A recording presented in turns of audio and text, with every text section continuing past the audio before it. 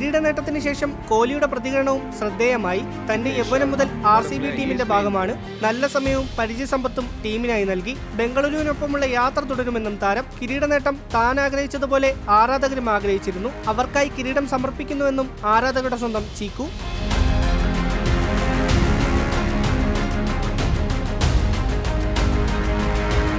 എല്ലാ സീസണുകളിലെയും പോലെ തന്നെ ഈ സീസണിലും ബംഗളൂരുവിന് നിർണായകമായത് കോഹ്ലിയുടെ പ്രകടനം.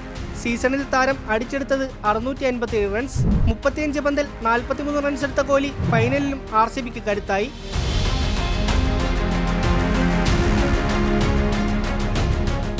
അവസാന പന്തിൽ RCB കന്നിക്കിരീടം ചൂടിയപ്പോൾ മൈതാനത്തിരുന്ന് വികാരധീനനായ കോഹ്ലിയും താരത്തിനടുത്തേക്ക് ഓടിയെത്തി വിജയം ആഘോഷിക്കുന്ന RCB ടീം അംഗങ്ങളും ഒപ്പം ABDയും ഗെയിലും ചേർന്നതോടെ ആരാധകർക്കെന്നും മായാത്ത ഓർമ്മയായി.